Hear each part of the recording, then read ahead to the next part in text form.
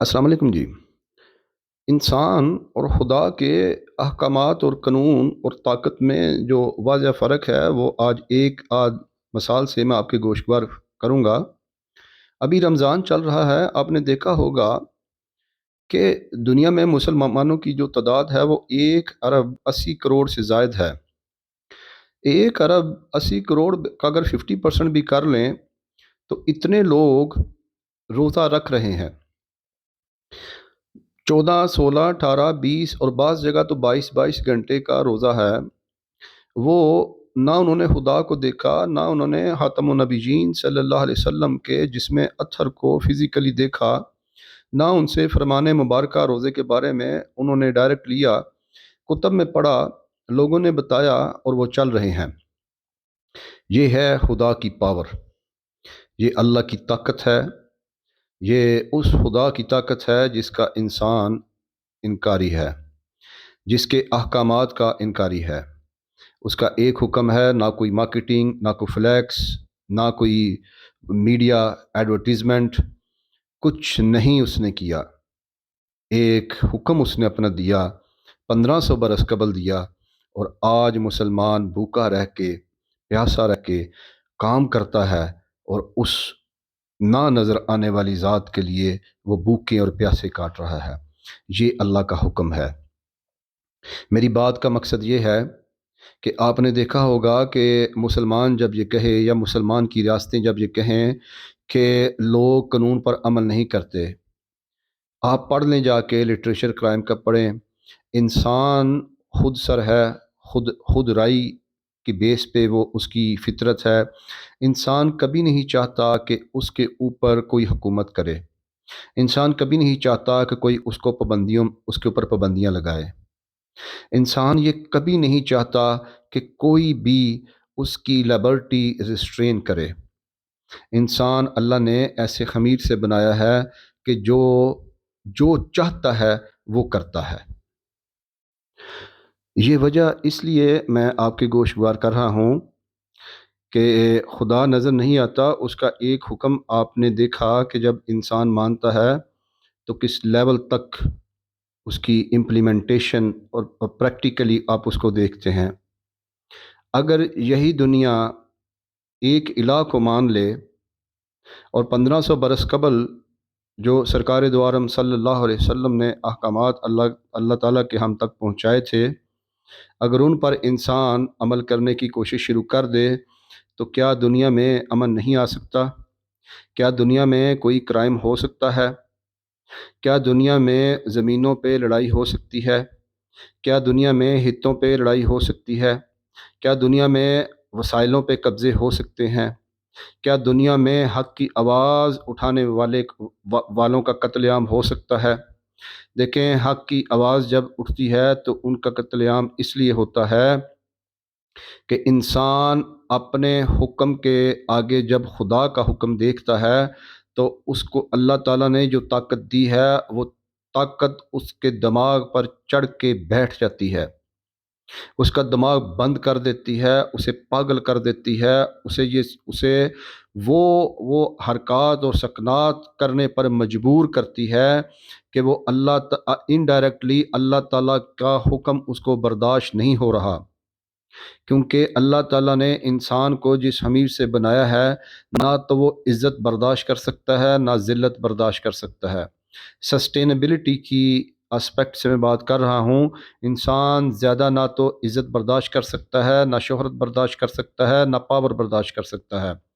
اس لیے اللہ تعالیٰ یہ قرآن میں فرماتے ہیں کہ اللہ اگر تمام لوگوں کو زمین پر امیر بنا دیں تو زمین پر فساد پھیل جائے گا، اور اللہ تعالیٰ جب فساد کی بات کرتے ہیں تو اس میں اکثریت جو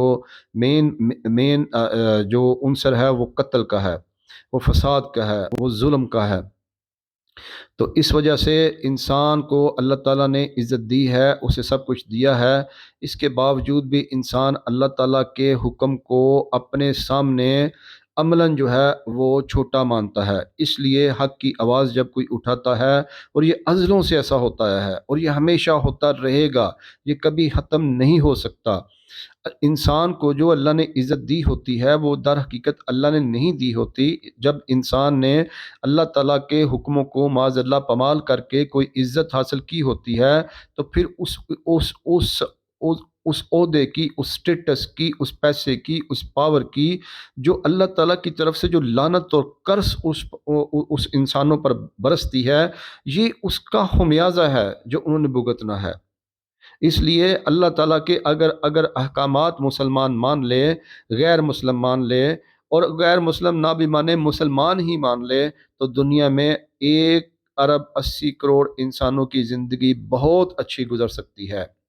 رسول اکرم صلی اللہ علیہ وسلم نے امت کا جو لفظ ہے وہ کیوں استعمال کیا کہ ایک خدا کو، ایک پیغمبر کو، ایک تعلیمات کو مانے۔ جب ایک تعلیمات کو مانیں گے تو ان کی سوسائٹی میں عزت ہوگی۔ یاد رکھیں، مسلمان شروع سے اکثریت جو ہے زمین پہ وہ اللہ کے نافرمانوں کی رہی ہے، آج بھی اکثریت اللہ کے نافرمانوں کی ہے۔ یاد رکھیں، اپنے ساتھ مسلمان لکھنے سے، کعبے جانے سے یا کعبے کے اندر جا کے نماز پڑھنے سے کوئی بھی انسان مومن نہیں ہو سکتا۔ وہ اس لیے نہیں ہو سکتا کہ اگر اللہ کے حکم کو انسان نے چھوٹا مانا، اپنے حکم سے چھوٹا مان لیا، یا اپنے جسم پر یا اپنی فیملی پہ یا اپنی سوسائٹی پہ اللہ کے حکم کو نافذ کرنے کو پہ اس نے ہیزیٹیٹ کیا، اس نے یہ سمجھا کہ اس کے بغیر بھی زندگی چل سکتی ہے، تو وہ کچھ بھی عبادت کر لے، اللہ تعالیٰ کے ہاں وہ مسلمان ہو سکتا ہے، کلمہ گو ہو سکتا ہے، مومن نہیں ہو سکتا۔ تو اس لیے اللہ تعالیٰ کے احکامات جو ہیں اگر دنیا یہ مان لے، اور ایک الہ کا حکم جس طرح رمضان میں مان رہے ہیں، اور جس طرح آج 28واں جو رمضان کا روزہ ہے وہ آ رہا، 28 دن سے، یعنی 28واں دن بھی لوگ بھوک اور پیاس میں کاٹیں گے، موسم کی حدت اور شدت میں کاٹیں گے، اور تنہائی میں بھی ہوں گے، ان کے ہاتھ بھی ہیں، ان کا معدہ بھی ہے، ان کا پیٹ بھی ہے، ان کا ہتھیار بھی ہے، ان کا اپنا کچن ہے، اپنی فریج ہے، ان کے پاس پانی پڑا ہوا ہے، لیکن وہ کیوں نہیں پی رہے؟ کیونکہ اللہ کے حکم کی جیسے روح ہے ویسے انہوں نے اللہ کے اس حکم کو مان لیا جو اللہ تعالیٰ نے رمضان کے لیے نازل فرمایا۔ اگر یہی اللہ تعالیٰ کے احکامات دوسرے بھی انسان پڑھ لے اور اسی اسپرٹ سے اس کو مانے، تو دنیا میں مسلمانوں جیسا کوئی نہیں ہو سکتا۔ مسلمانوں کو ہم ازل سے مار اس لیے پڑی ہے کہ انہوں نے کلمہ پڑھا اس وقت کے نبی کا، اور جب ساتھ دیا، اور جب پریکٹیکلی لائف انہوں نے کی، جو سوشل لائف گزاری، وہ جو سورس آف انسپائریشن لیا زندگی کا، اور جن سے اثر لیا، وہ اللہ کے منکر تھے، اللہ کے اس نبی کے منکر تھے۔ اس وجہ سے پھر ہوا کیا کہ جب کلمہ گو نے اپنے رب کو اور اپنے نبی کو چھوڑا، تو پھر غیر کلمہ گو نے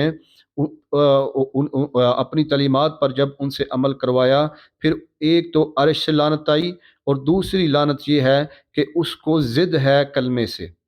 یہ اللہ تعالیٰ کا نظام ہے، کلمے سے ضد ہے اس کو جو غیر کلمہ گو ہے، وہ آپ سے ریونج لے گا۔ یہ اس کے باس کی بات نہیں، یہ اس کے باس کی بات نہیں، وہ آپ سے ریونج لے گا۔ وہ اس لیے لے گا کہ ایمان اور کفر اکٹھا نہیں رہ سکتے۔ یہ مسلمان پہ اللہ تعالیٰ کا کرم ہے کہ یہ اس کا جو وجود کا زبان کی حد تک یہ مسلمان ہے، یہ کلمہ گو ہے، اور اس کے وجود کے اندر کفر کی نہریں بہہ رہی ہیں۔ آپ یاد رکھیں، اللہ تعالیٰ قرآن میں فرماتا ہے قتل الانسان ما اکفرہ، اے انسان تو قتل ہو جائے، تو مارا جائے، تو اپنے رب کا کتنا ناشکرا ہے۔ اور اسی آیت کے آگے اللہ فرماتا ہے کہ انسان تو خود بھی اس پہ گواہ ہے کہ تو ہمارا ناشکرا ہے۔ یاد رکھیں، کفر کا جو مطلب ہے، کفر کا مطلب یہ نہیں کہ آپ جو ہیں آپ غیر مسلم ہیں۔ کفر کا مطلب یہ ہے اللہ تعالیٰ کے حبیب صلی اللہ علیہ وسلم کی جو تعلیمات ہیں، جو قرآن کی آیات ہیں، ان سے بغض رکھنا، اللہ کے احکامات کو چھوٹا ماننا، اور یہ کہنا کہ اگر ہم نے یہ احکامات نہ بھی مانے تو ہمارا سسٹم چل جائے گا، یا اگر ہم نے یہ احکامات مان لیے تو ہمارا سٹیٹس جائے گا، ہمارے عہدے جائیں گے، ہماری عزتیں جائیں گی۔ یاد رکھیں، یہی کفار مکہ بھی کہتے تھے، یہی قریش کے جو قبیلے تھے جو جناب خاتم النبیین صلی اللہ علیہ وسلم کے مخالف تھے، ان کا بھی یہی موقف تھا۔ آپ ان کو تو برا کہہ رہے ہیں، میں ان کو تو برا کہہ رہا ہوں، لیکن جب میری ذات کی بات آتی ہے قربانی کی، اللہ کے احکامات کو، اللہ کے حبیب صلی اللہ علیہ وسلم کے ماننے کی، تو میں اہل قریش اور ابو جہل والا وتیرہ اپناتا ہوں کہ میری دنیا کہیں